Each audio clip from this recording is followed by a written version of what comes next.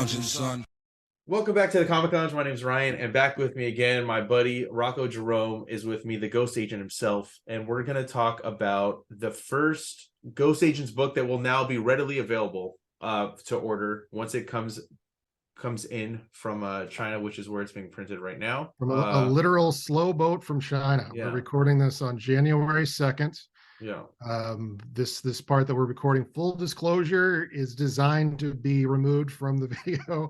If you're seeing this, then it worked, our plan worked, and it happened, and it will be on the continents and on its way or in the hands of people by the time that you see this. But it's called Ghost Agents Apocalyptico. Going forward, we will dispense with issues 1, 2, and 3.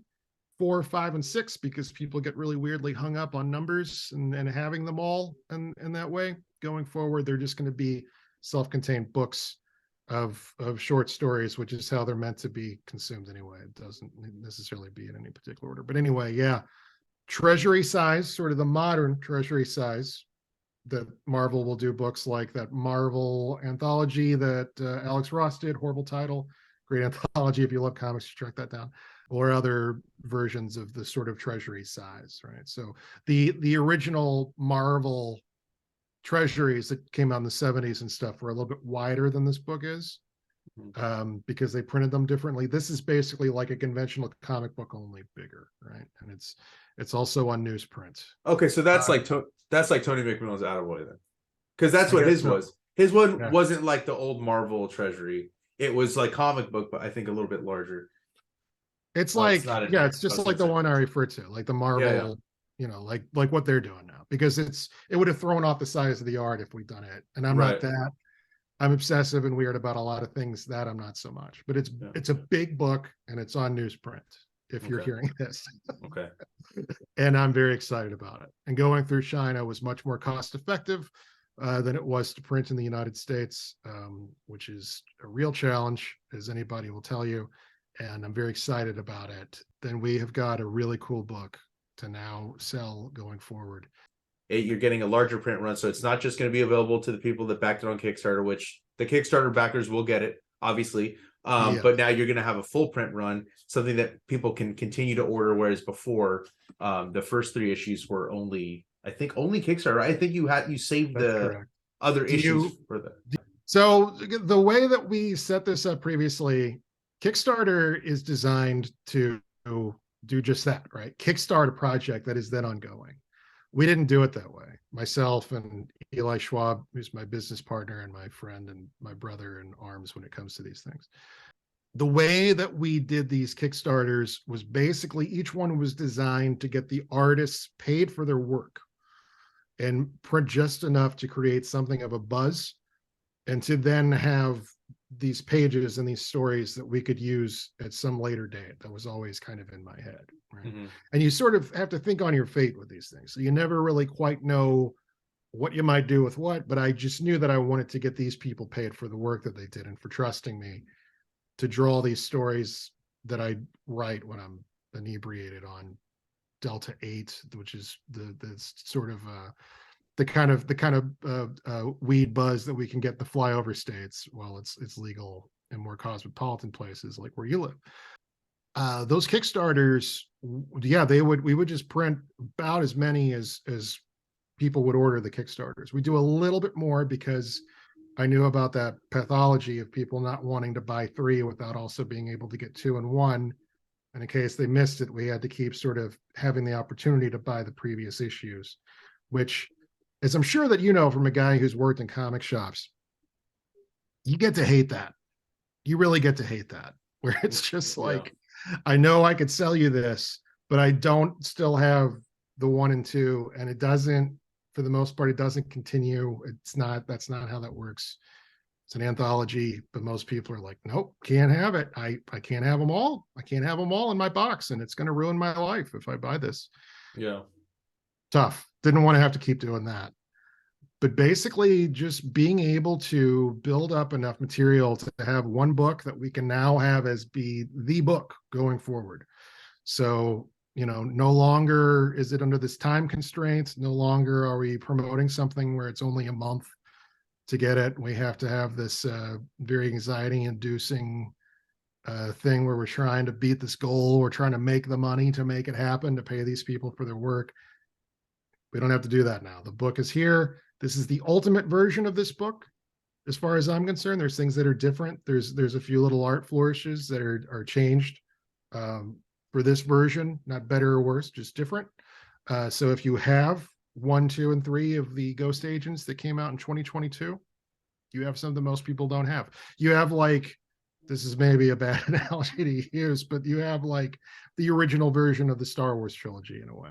Like, I kind of did a little bit of George Lucas special edition tinkering for the big book here that hopefully will be better than, you know, Han shooting first or whatever people are surely not still mad about in 2023. Yeah. But this is the version of the book that anybody can get, that will be available on CosmicLionProductions.com, that will hopefully be in various comic book stores and stores around Louisville, Kentucky, where I live. It'll be where I am too. So that's so good. And yeah. Where will you be? Winnetka, California, dude. It's San Fernando Valley, which is out of Los Angeles. So lovely. It'll be in all 3 shops: Pasadena, North Hollywood, and Winnetka is where. That's wonderful. Yeah, that's so good. That's good to know. So this will be the version of the book that people will be able to get. And going forward, we're not going to do an issue 4. I have plans for different things that are going to come out in 2023. But I'm here today with you, my good friend, promoting this book that you can get now. If you already have 1 through 3, this has things that are a little bit different and interesting. If you didn't get them, congratulations, you can get this book. And this is the book. This is a nice big book that I'm very, very proud of, and will be proud of forever, essentially. Yeah, so, I'm stoked to finally get it. I wish it would get here faster, but I do know that especially since the pandemic, getting stuff from overseas has been a nightmare. I mean, I know just with my that's if it comes from overseas. Yeah, that's just when, like, with Shelley Bond, like, I've been helping her, like, picking up the books and stuff for her Kickstarters, and just like the back and forth, getting stuck at the docks, you know, like that happened a couple times with a couple of the books. So I'm excited to finally have it in my hand. I feel like the business model has been successful. I'm very proud of Eli and I for making the choices that we have to do the book that we've done the way that we've done this. The Kickstarter for this book, the Apocalyptico book, I can now reveal that we were already funded for that book, courtesy Craig C.K., who was nice enough to pass along his winnings from the Kickstarter previous for the Max Almond Ghost Agent book. So it's nice, and hopefully we'll be able to make enough money off of this thing that enough people will be intrigued by it and will buy it and will enjoy it and recommend it for their friends and all that sort of stuff.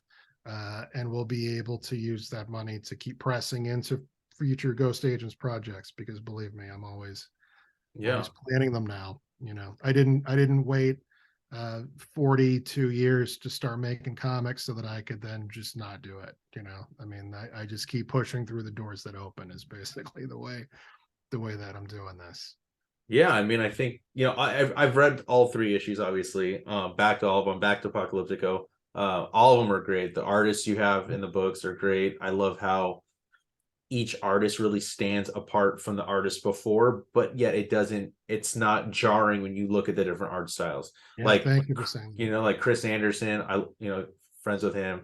Barry Tan is just on another level, you know. Right. I just love his stuff. And then John Burkett, I mean, I didn't even know his stuff until I saw it in there, and I'm like, dude. Yeah, dude. This dude's dope. So great. So great. Yeah. You know, and then obviously the artists that you mentioned before, just such a great collection of talent. And I mean, Ken Landgraf, you have oh my god, dude. And the new book, it's insane. Like I saw that, I'm like, we've got to be fucking kidding me. I gotta hear crazy. That story, how that happened. Well, so it's a deal where Landgraf, who, by the way, was in the first comic I ever bought off a spinner rack, was that in 1986 they had the Incredible Hulk Wolverine. There was a book that reprinted those 2 issues of Hulk with an essay, and then a backup story that was originally in I'm not sure where, maybe like Marvel Premiere or someplace. And it was Joe Duffy wrote it. Okay. Landgraf did the art, and then George Perez inked Kid Oh, Landgraf, which is wow. amazing. That's fucking weird. And yeah, and in that story, Wolverine and Hercules go to the same bar, and they're trying to make time with the same woman, and they end up having a bar fight.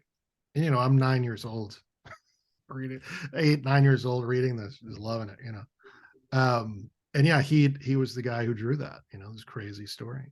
So it's amazing. I mean, it's a dream I never even had to do this stuff. Like, this is so far out of the realm of anything I ever thought was possible, that I would be doing this and working with people of this caliber, far and away. Never thought it would happen. But how it happened, Landgraf is just on eBay, and he draws pictures and sells them on eBay.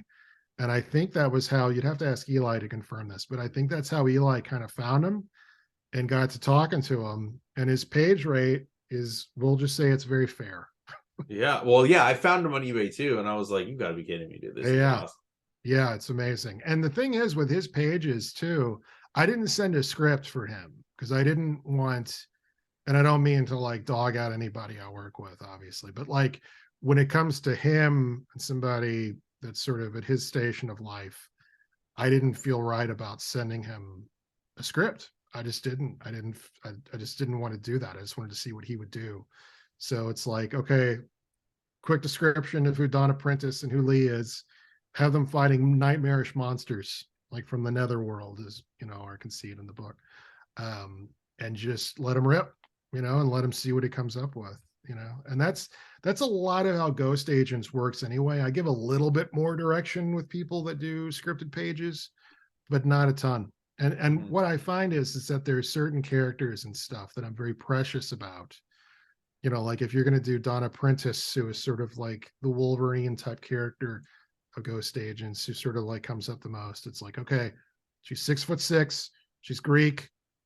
Please don't over sexualize her, but she's mod. She's into black and white clothing. She's tough. She'll use a sword. She'll use a gun. She likes to fight.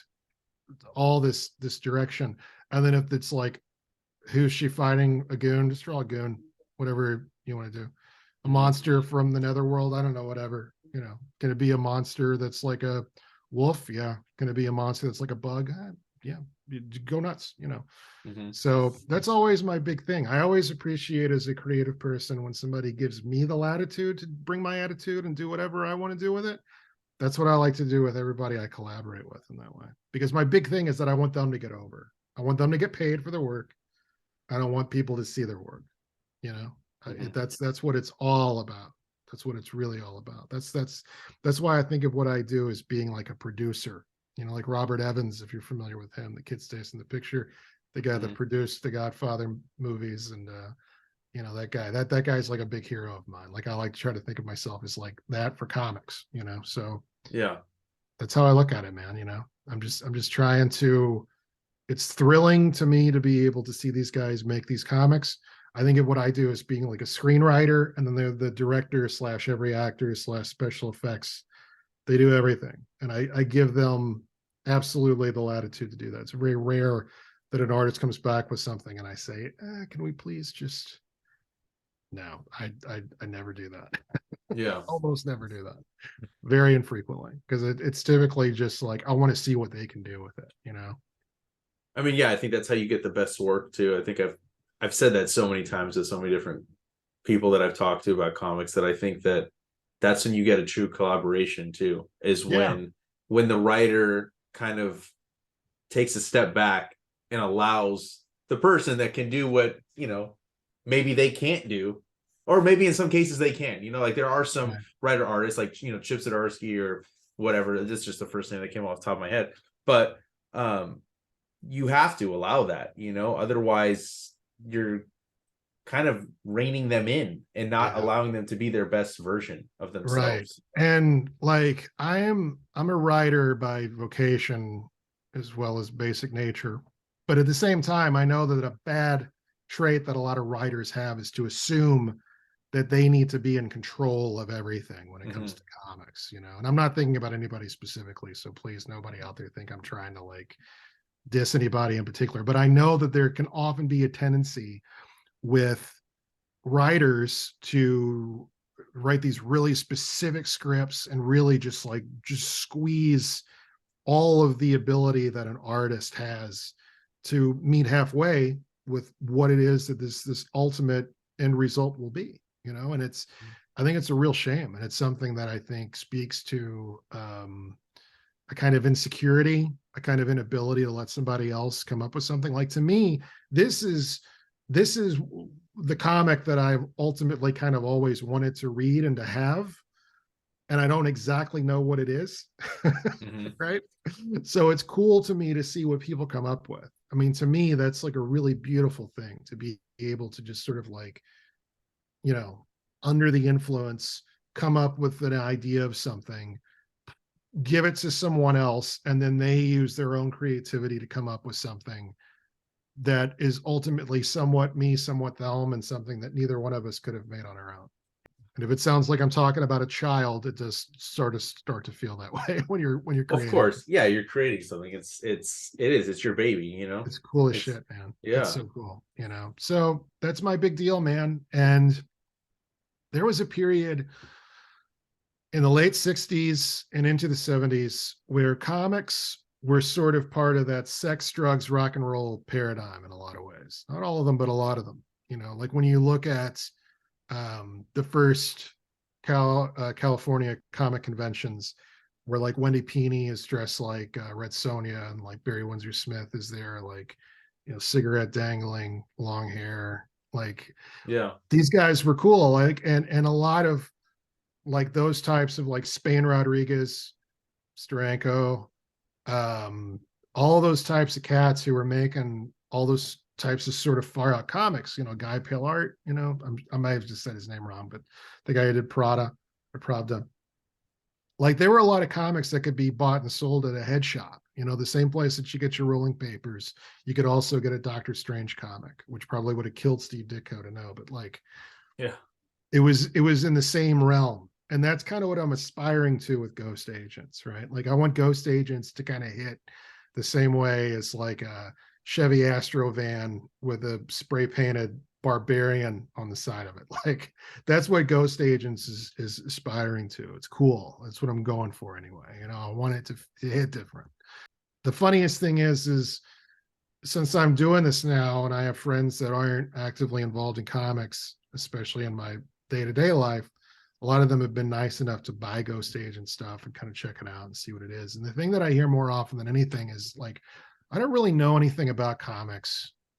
And it's so sad that we've gotten to this point now, right? Where it's like you have to know something to read a comic. That's insane to me. Like it should be like one of the most basic things, but we've made it so dense, and there's so much gatekeeping, I guess you might say, to use Yeah. one of those Twitter phrases I don't love, but it's definitely, we're in a weird place when it's like I don't even know where to begin to look at a comic book. Like how the hell, you know, that's like not being able to know how to turn the radio on and listen, you know. So Yeah. I mean, I can kind of get it a little bit. Maybe how to read. I guess, you know, like there are some yeah. comics, even now, like I'll look at a comic like, which fucking direction do they want me to go next, dude? Like I don't understand. Yeah. But that's just bad, like on the creator's part, and it's also bad Yeah. on the editor's part because they didn't make it to where you could. But like I do get that. And I hate the term gatekeeping also, but I understand it because I watch it. I've watched it in the shop Yeah. where somebody like came in, right, was like asking about, it was then when that Birds of Prey movie came out. And Yeah. some girl came in and she was asking me about like the characters. I'm like, well, I really hate what they did to this character. I didn't even watch the movie, but I saw the trailer and I'm like, I don't like what they did with this character, but let me show you the good stuff, like Right. where it came from, like what's way better than that. And Yeah. then she left. She didn't get anything, but whatever. And then this guy is in the shop. He's like, oh, that's what I hate. Like they're only in here because they like the movies. I'm like, God, you're what's wrong with comics, dude. Yeah. You are Like the reason start that somewhere. people don't want to come read comics because of dumb shit like that came out of your mouth Yeah. right now. That's Yeah. what we want. We want more people to read comics. We Yeah. want more Yeah. people in Yeah. shops, you know? I'm not dogging out the people that tell me that. I'm dogging out the whole system that's led to that. Yeah, you it's know? just, it And sucks. he's saying that, yeah, it's a real drag. And it reminds me, there was a time where I was in my local comic shop of choice, Great Escape, Louisville, Kentucky, represent, great comic shop, as you know, if you live here in town.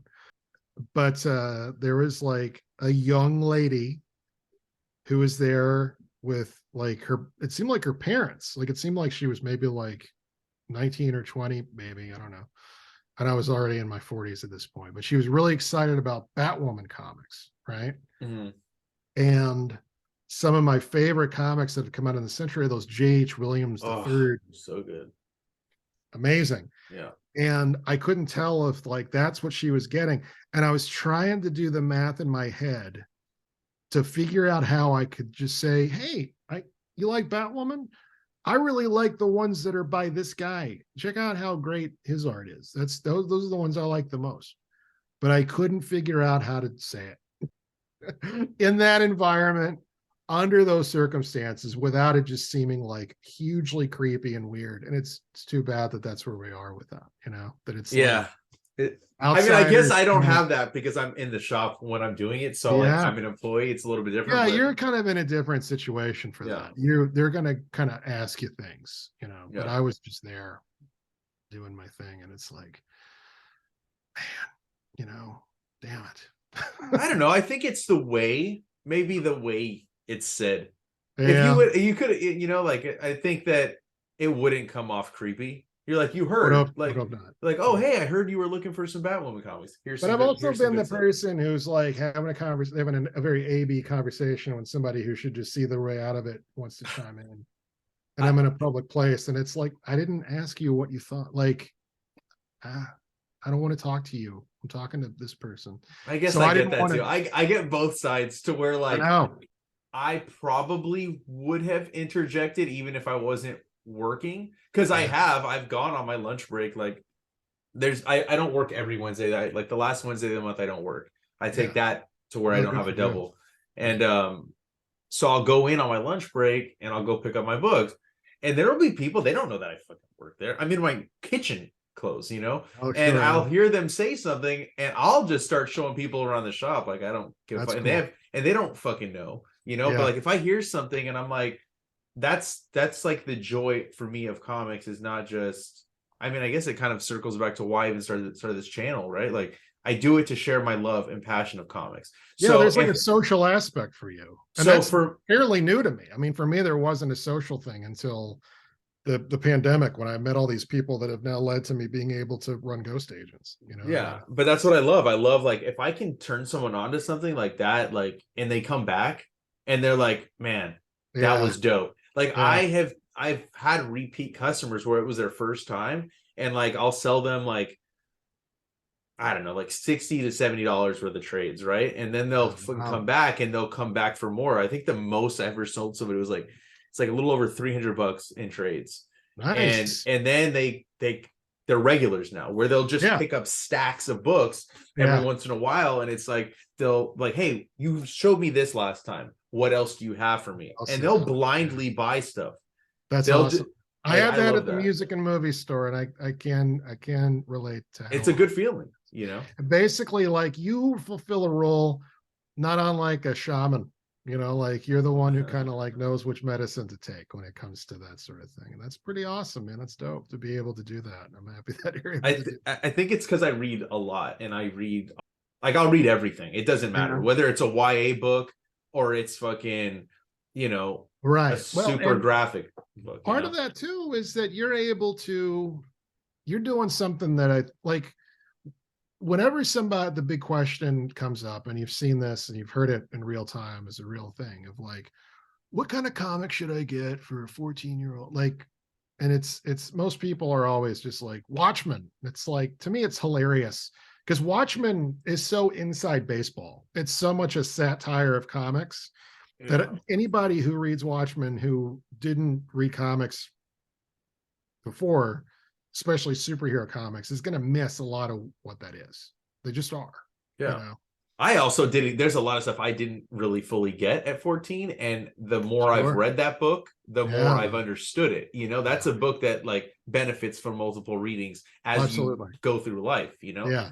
So it's like, it's very hard. I think for me to decipher what I would recommend to anybody, because I don't know. I can do it with music, Yeah. do it with movies. I don't know if I could do it with comics. So my hat's off to you for being able to successfully weave that. It's a talent, I think. It is. You know? I would 100% say that it is. It Yeah. takes a certain way of looking at comics and thinking about comics, and it's cool. But for me, I mean, I've been really happy since 2020 with the way that I've been able to become part of this scene, whatever level of independent comics this is. You probably the very bottom rung. We're selling literally hundreds of comics and are thrilled about it. But it's very cool and it's very social. And I enjoy just being a cog in that, just being one of a bunch of different people who are this passionate about this, that are making dope shit. And Yeah, no, it's really cool, it's one of my favorite parts of comics has been Yeah. this, the CKRS group. And Here's the point where we're trying to break out, or at least I'm trying to break out. Like this interview that we're doing, yeah, this version of Ghost Agents, I'm trying to get a publicist involved. that's what I was going to ask you. Yeah. There's really, I want to talk about all this on this. You're the only person I'm talking to this frankly about all this stuff. But like, there's a certain ceiling that you kind of keep hitting your head up against. And I think Ghost Agents is right there. And how you break through, how you get on Bleeding Cool or the Beats or whatever else, that's another trick, and that's what I hope to pull off in 2023 and take Ghost Agents into a place where it gets to where something like Dynamite Diva is, or any one of those sort of it books that sort of like becomes the hot thing or something that people know about, right? Because as we are frightfully aware of, being good doesn't really do much. I mean, being good and making a great product, I hate to say product even, but Yeah, no, I creating get it. something, some great work, that's just the beginning. That doesn't even really get you in the door, because if you don't know how to get people to see it and engage with it and put their money down, then that's all it is. It's just a great book or a great thing that just sits there and 100 people know about it. And I know in my heart, and I say this with all of the humility in the world, because I didn't ultimately make it a reality, but I know there are 1 million people on Earth. There are at least 1 million people on Earth who will love Ghost Agents and will buy anything Ghost Agents. I just have to find them, because right now I've only got about 40 of them. Like it's such an interesting thing that's the deal. But like, you're just trying to figure out how to get that to another level and to a higher frequency. So we're trying. Yeah, I mean, it's a tough thing to crack, because there is so many comics that come out, right? Like in the shops. And then now Kickstarter, there's so many comics on Kickstarter, right? Yeah. Like, so just The trying good to news navigate is that. now is the easiest time ever to make a comic book and produce it. The bad news is now is the easiest time ever to make a comic book and produce it. Yeah. So, and there's always, anytime you go on the internet, you leave the house, you turn on your TV, anything, there's literally thousands, if not millions, of products that are just aimed at your head. They're just trying to get you to buy their thing. And we're just kind of one more of those things. Mm-hmm. And we don't have the ammunition necessary to compete with the big guns. I guess that analogy worked all the way. Yeah. I mean, it's all about, like, now, especially, like, I mean, I was going to ask you if you're going to continue to do other Kickstarters, which I think you are, right?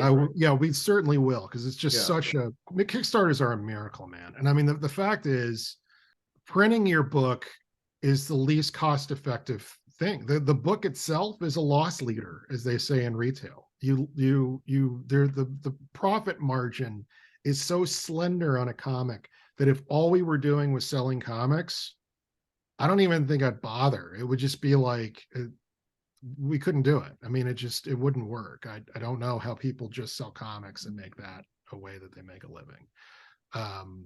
Because they're so expensive to print. And I know they get cheaper the more you print, but still, like, it's tough. That is a really tight margin. Where we make money is off posters, man, because it costs $1 to print this, and people are conditioned to feel fine paying $10 for it. Comic book like 1 through 3 of Ghost Agents costs like $3 to print, in case some cases $3 and some change, and then we can sell them for a whopping $4, $5. Mm-hmm. So it's like all that collateral that people have come to expect as part of a Kickstarter campaign. That's what really makes it worth your while. It's like how the movie theaters, they always say that all of their money is concessions. It's similar with comics as far as I can ascertain. It's all about the posters, the commissions, the buttons, stickers. Like that's where we actually are able to make a little bit of money, which we then give to the artists. Right. Eli and I have made $0 off of this so far. In fact, we're probably a little bit in the red when it comes to money we spend of our own. And that's okay with me. I'm fine with that. I just want to keep making it solvent enough that we can keep doing it. But I would really like for it to reach a bigger audience, Of course. And I think that, like you said, getting with a publicist would definitely help. I mean, there's only so much you as an individual, or you and Eli, or like even me helping or whatever that we can and you're do, a big right? help, by the way. I mean, you are the guy for this stuff. I really have to say that, like, you're my favorite person to talk to on this level about this stuff. And I always know that Thank you're you. fair and edit this well. And I'm very, very happy and very proud of you to see the success that you've had in the last several months with getting people on the show, because it really is just all about getting your reps in, consistency, keeping at it. Yeah. Thanks for a lot. But the unfortunate fact of the matter is that there is a ceiling, and all of us sort of hit it when you have already reached as many people are in the Facebook groups that you're in. You've reached as many people as the Facebook algorithm wants to allow you to reach. Mm-hmm. Reach the limit of how popular Facebook is. And you are now in the position of just trying so hard to get new people when you just sort of keep hitting up the same people over and over again. So the interesting thing about the publicist deal, I'm not going to say who it was in case he wouldn't want me to, but there was somebody that's sort of in our fold who had an extremely successful Kickstarter. It went really well. And I noticed that it was on like the AV Club. It got all this coverage, and that's the key, is to be able to get your work seen. Oh, I know who you're talking. Yeah. Right. Yeah. And I asked him, how did you do this? Because I had no clue. And it's funny because what I do in my day-to-day life locally is work with publicists and work with PR. And it never occurred to me that person would exist for comics. I didn't think that there was comics PR publicists. I didn't know. It blows me away that I never thought of it, but it's true. I don't know if I thought the comics were somehow more pure, which is laughable, or just too small for it to work like that, Right. But they do exist, and we are courting one in particular, and hopefully that'll be the way that we can get that bigger audience up. The way that we did every single Kickstarter that we did, we had 4 successful Kickstarters, or 5 successful Kickstarters during 2022. Very proud of being able to make that work. And the way that we did it was they did them back to back to back to back. So as soon as one Kickstarter was shipping, we were promoting the next one. So that way, as soon as you got your book in the mail, there was already a thing there to say, hey, if you dig this, keep with it. If you like this, we don't succeed without your help. And that's very true. And, I know that people are cynical when I say things, or when anybody says things like that. It's the truth. It's a very small operation. We need every dollar. We need every dime. Anybody who loves this, like, please understand that it doesn't succeed without people buying it and getting behind it and voting with their dollars. And we take that very seriously. And we are dedicated to giving you the best product that we possibly can in exchange for what you're giving us with your hard-earned money. But that's really how it works. It doesn't succeed without that. And how do you get it bigger? I have theories. I have ideas. We're going to see this year how they work, basically. Hey, you just got to keep trying everything until you find the thing that works. I mean, I tell my wife that all the time with her art. I'm like, you just got to try it. And if doesn't work, you try the next thing. You kind of do have to keep doing that. But I always think about, I love Motown records. Some of my favorite music ever. Barry Gordy, the guy who ran Motown, he worked at Ford or Chevy in Detroit, the 60s, 50s. and he decided that he would make records the same way that they made cars. And I remember that there's a great interview with him that I heard where he talked about how in the early days of Motown, if any record wasn't a success, it would have ended it, and that's where we are with Ghost Agents in a lot of ways. Like, we need these Kickstarters to be successful. We need to be able to keep that money coming in and keeping these artists paid for their work. And, we're all kind of at the same level. Some of us obviously are doing better than others. Chris Anderson is in heavy metal. I'm very proud of him for that. It's awesome. But for the most part, we're all like, none of us are rich. Very few of us are able to actually do comics as a vocation. And we're all kind of pushing the same rock, you know what I mean? But like, this came out of that bootleg comic deal, Image Grand Design. And I know firsthand how fun it is to do an Image Grand Design, do a bootleg thing, do your own Spider-Man comic, Wolverine comic, whatever. And that whole feeling of like, hey, big corporations can go ahead and, kiss it for all we care because we're doing this and we're going to get away with it. At the end of the day, you're not going to make any money. You might kind of like fire up the ire of somebody at some level. You're better off to just do Captain Arachnid or whatever and just change a couple things. Yeah. I'm not going to say any names, but if you look at Ghost Agents, you can tell that there's a few different things that I just, switched around some minor details. And it's the same thing as Michel Fiffe is doing with Copra. In a lot of ways, that's sort of like the model for Ghost Agents that kind of gave me the impetus to do it. There's a built-in thing where it's like, oh, if you're doing these characters that are just rip-offs of the big two characters or some movie character or what have you, that's somehow less legitimate. And that's such a capitalistically whacked out way of looking at it. You know what I mean? Like, it's like, okay, so really, do you feel like being like, just continuing to use Spider-Man as example, again, I'm not talking about anybody specifically, but like, if you are going to get Marvel to let you do a Spider-Man comic, okay, you are literally probably like the 1,000 something person to draw Spider-Man for Marvel or to write Spider-Man for Marvel. And you are given a list of things that you cannot do. You're not allowed to have Spider-Man be married to Mary Jane, but they're also not dating. But she still needs to be in the comic for brand recognition. And, you need to draw Spider-Man in this pose because we have pajamas that we're selling that have that pose. How is any of that in any way better or more quote unquote real than you just making a Spider-Man comic book at home? Yeah. Like, and that was something I thought about a lot with the Image book. Was it's like that Image book, Image Grand Design, to my mind, is the best Image comic with those characters ever made. I can say that because none of those guys were like saints to me. I think there's better Spawn material in Image Grand Design than Todd McFarlane has ever made. Come at me, Todd. Sorry, that's how I feel. And I felt that way as we were making it when it came out. And it's just kind of like, how is that any less official just because we don't quote unquote own it?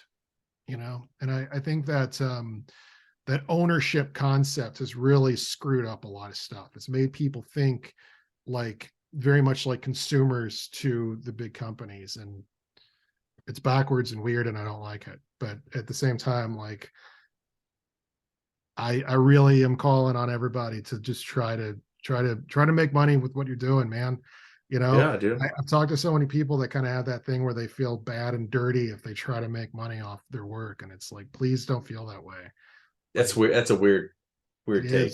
Yeah, it is. Go get that money. Yeah, dude. There's nothing wrong with that. Yeah, there's nothing wrong man, with making money off of your talent or what you love, and hustling it, and whatever. And it's like, I will shamelessly hustle this stuff. And it's one of those things too, where it's like every artist that I've collaborated with whose work is in this book, and I don't think of it as my book. I don't think of it as like Rocko Jerome's Ghost Agents. Like, that's like nails on a chalkboard whenever anybody says that. Like, it's like, no, like, don't put my face on this. Don't put my name at the top of this. Like, this is, you remember David Bowie was in a band called Tin Machine for a while. Like, he kind of got sick of being David Bowie.